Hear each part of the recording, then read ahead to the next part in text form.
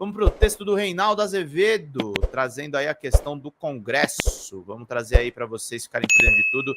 E para a gente não perder absolutamente nada, meus queridos, minhas queridas, meus bonitos, minhas bonitas, meus lindinhos, minhas lindinhas. Vamos lá, gente! Mas o combate também tem que ser na rua, no dia a dia. Combater nas redes e nas ruas, falar com o povo é a voz do povo, sem dúvida nenhuma, meus caros. Vamos lá para a gente poder seguir aqui e fazer bem o trabalho. Na coluna do Reinaldo Azevedo, para a gente entender aqui direitinho, deixa eu botar na tela. A conciliação no Congresso, mas polarização no Brasil, isso faz sentido? Vamos entender aqui direitinho com o Reinaldão. O novo comando do Congresso está mais alinhado com o governo e com o campo progressista ou se tornou mais reacionário? Há leituras, chutes e desejos para todos os gostos. O Hugo Mota, do Republicanos, parece uma figura menos autocrática nos modos de Arthur Lira. Talvez seja mais caroável e mais econômico nos sinais exteriores de poder. Pouca coisa muda na Câmara, no entanto, no que respeita à representação das forças de composição na mesa, já no Senado se deslocou mais para a direita porque o PL e os bolsonaristas fizeram, do seu ponto de vista, uma opção sensata, ainda que eu preferisse alijados das comissões e da mesa, fecharam com o Davi Alcolumbre do União Brasil e terão comando de áreas importantes.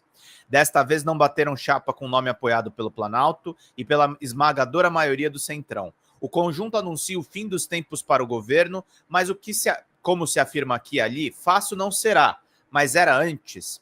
O fato é que a conciliação nacional e o fim da polarização, essa palavra besta, poderiam então se traduzir agora no parlamento. Vejam lá que maravilha, PT e PL a endossar o mesmo arranjo, como se agora sobreviesse a paz perpétua, e isso é falso, certo? O legislativo se divide com o executivo os recursos da governança sem cuidar das entregas. Minha querida Marli!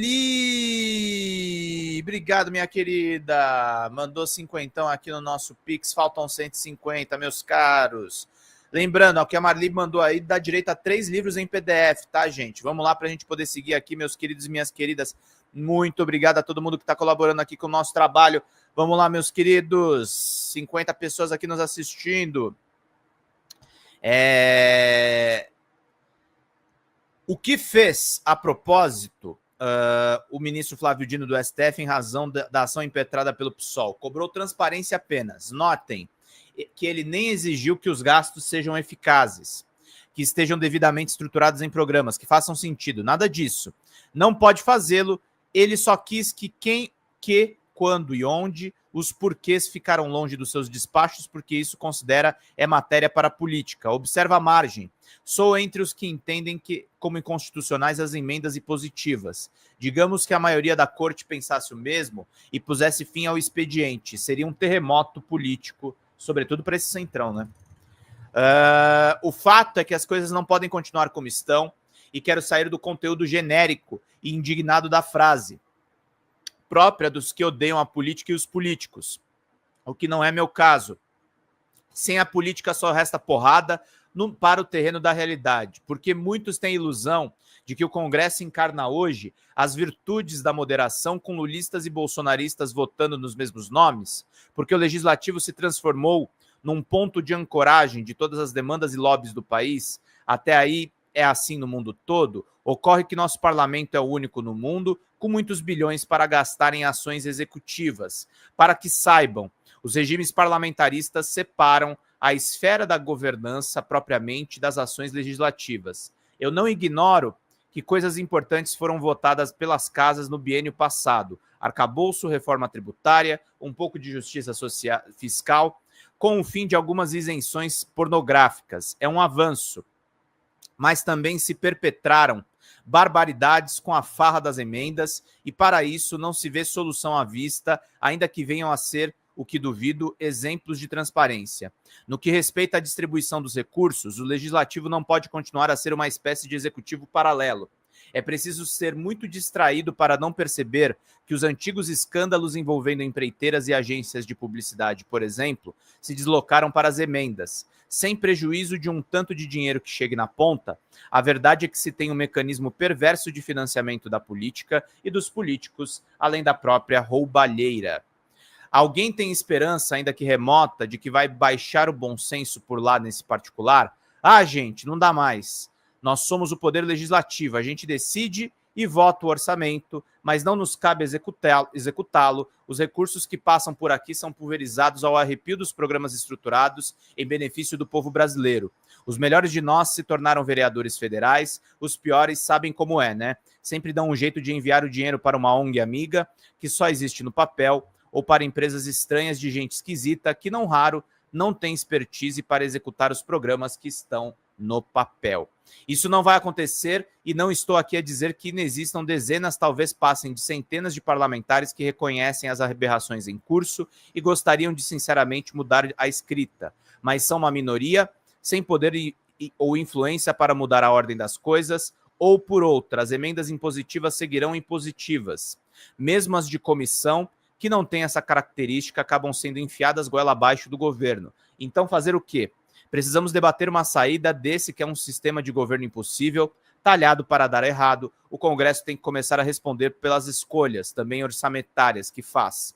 E hoje não responde. Querem um caso que nem tem a ver com as emendas? Sem a absurda desoneração do PERSE, Programa Emergencial de Retomada do Setor de Eventos, o país teria feito superávit primário no ano passado. Chegou a hora de debater semipresidencialismo ou semiparlamentarismo, a depender do ângulo da escolha. Se o Congresso quer o bônus das emendas, tem que ter o ônus das escolhas. Se o lulismo e o bolsonarismo são inconciliáveis no executivo por justas razões, não me parece razoável que se juntem para escolher o comando do legislativo, sem que isso nos provoque a inteligência. Nesse caso, as diferenças não contam por quê? Para pensar, ainda se voltarei ao tema, mas vamos lá. Os progressistas tendem a recusar o semipresidencialismo porque entendem, e Lula seria o próprio exemplo, que um país pode eleger um presidente progressista mesmo com um Congresso conservador. Avaliem até onde Lula não é a exceção, provavelmente irrepetível. Lembre-se de pelo menos 2 pontos que distanciam de Bolsonaro em 22. Entendo que o pior regime que pode haver é um presidente fraco. Refiro-me a cenários futuros, subordinado a um Congresso com superpoderes, mas sem obrigação de responder pelo eventual insucesso das suas políticas públicas. Reinaldo, mas aí você está passando pano para semipresidencialismo? É uma coisa que eu fico pensando aqui, né, no que você está falando. É o que eu sempre pergunto, desde quando o Legislativo executa orçamento? Bom dia. É uma aberração isso aqui, né? Essa foi a consequência do golpe da Dilma, gente. A Dilma em si, a pessoa da Dilma Rousseff, tá lá, tá no novo banco dos BRICS. A Dilma é um caso de sucesso. Por mais que tenha acontecido o que aconteceu. Agora o problema é o país, né? O país foi delegado para esses vagabundos. O país está sofrendo na mão dessa galera aí, desses amigos aí do rei. Então é muito complicado, tá, gente? Vamos lá, meus queridos, minhas queridas, meus bonitos, minhas bonitas. Carmen Lúcia mantém investigação contra Jair Messias Bolsonaro no nosso site da Folha Democrata. Advogados acusam o ministro Alexandre de Moraes de atuar como relator e acusador na investigação e afirmaram que o inquérito foi aberto antes do parecer da PGR. Meus caros e minhas caras, meus bonitos e minhas bonitas, meus lindinhos e minhas lindinhas. Tô vendo aqui mais algumas questões aqui para a gente poder abordar, meus caros. A ministra Carmen Lúcia, do Supremo Tribunal Federal, o STF negou o pedido de defesa do ex-presidente Jair Bolsonaro para anular um inquérito que investiga a fraude em certificados de vacinação contra a Covid-19. Eu acho que o Reinaldo curtiu o semipresidencialismo desde a época que ele era da Veja, né? Obrigado, querida Liana Lewis. Beijo, minha querida. Tio Rei curte o semipresidencialismo, exatamente.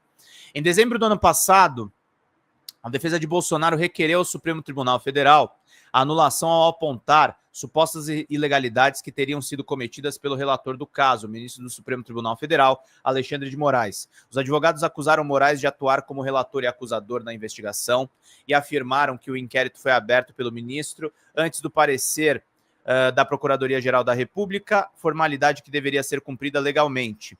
Ao analisar o caso, Carmen Lúcia entendeu que a defesa não comprovou as ilegalidades que poderiam anular o caso. A decisão foi assinada no dia 30 de janeiro.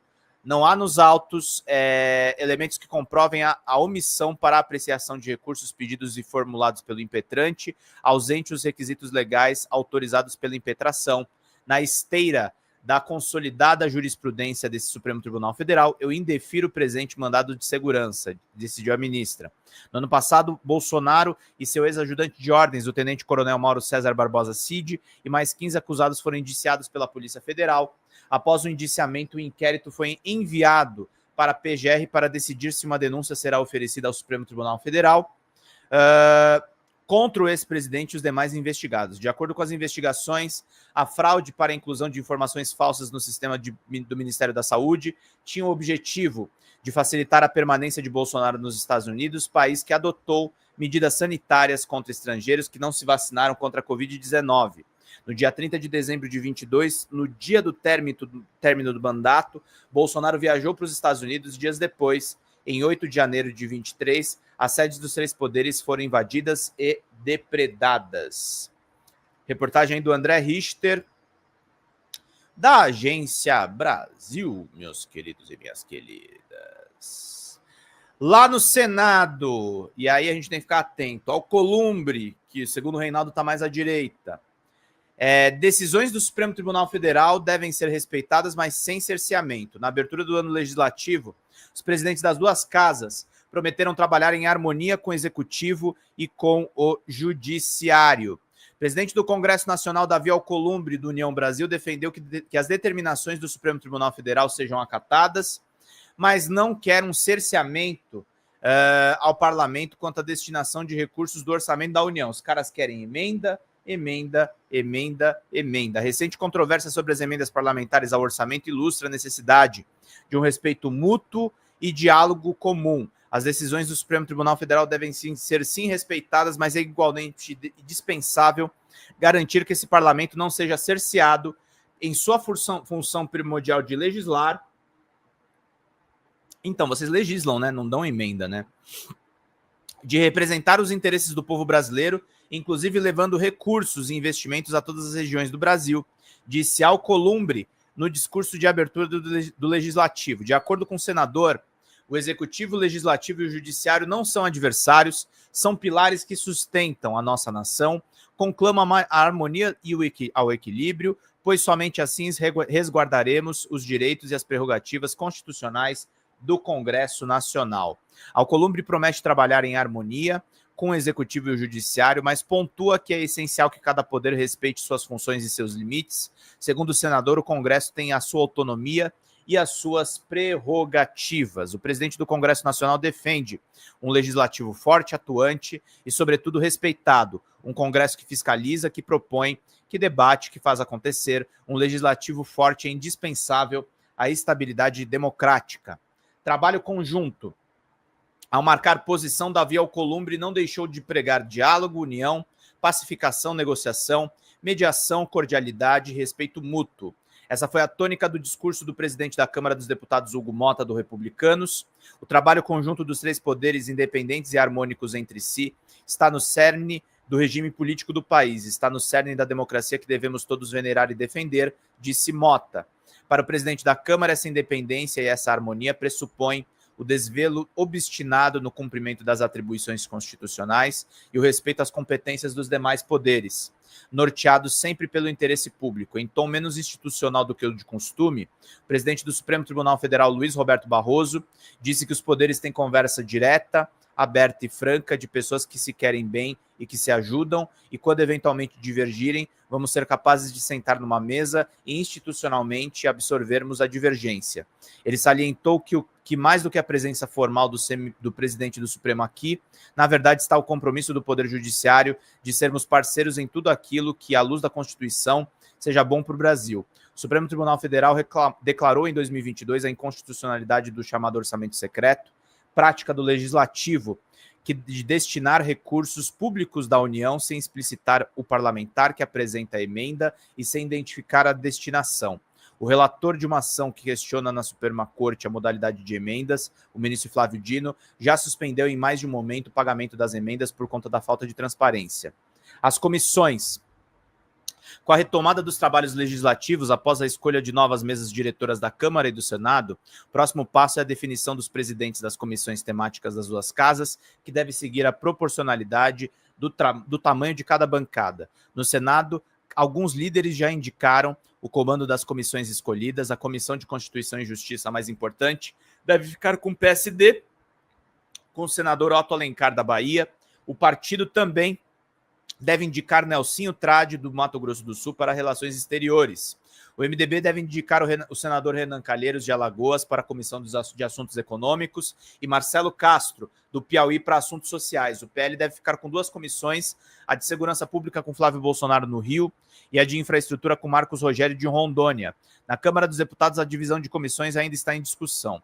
A outra prioridade deste começo de ano será a votação do orçamento. A comissão mista do tema deve analisar a proposta do governo até dia 10 de março, após o Carnaval. De acordo com o ministro de Relações Institucionais, Alexandre Padilha, o governo, em adaptações do orçamento para se adequar às medidas de ajuste fiscal aprovadas no fim do ano passado, como as regras de reajuste do salário mínimo. Reportagem aí do Gilberto Costa e do Pedro Rafael Vilela, da Agência Brasil. Fala pessoal, Pedro Zambarda aqui com vocês da Folha Democrata. A Folha Democrata está sob ataque, meus caros. A gente teve a nossa monetização desativada de uma maneira absolutamente arbitrária do YouTube. E para a gente manter as nossas atividades, a gente precisa de um mutirão de Pix de vocês da comunidade, gente, porque a gente fica sem verba para fazer as nossas coberturas básicas, fazer as lives, os cortes, os grupos de WhatsApp, Telegram que a gente pretende criar com essa comunidade maravilhosa. Nós perdemos acesso, por exemplo, vocês que são membros do canal, infelizmente, estão com as suas contribuições paralisadas. Então a gente precisa de uma ajuda em massa dessa comunidade para salvar a Folha Democrata, salvar mesmo, gente. A gente precisa novamente da ajuda de vocês, porque ser de esquerda e atuar com essas big techs é realmente muito complicada. Eu conto com vocês, abram o aplicativo do banco, coloca folhademocrata@gmail.com e faça uma contribuição em qualquer valor, em qualquer horário, também nas metas das nossas lives, para a gente manter tudo funcionando. Tá certo, meus queridos e minhas queridas? Obrigado pela atenção de todos vocês. Vida longa e próspera sempre. Vamos combater, vamos manter a Folha Democrata funcionando, porque nós dependemos da comunidade, gente. Até mais. Tchau, tchau.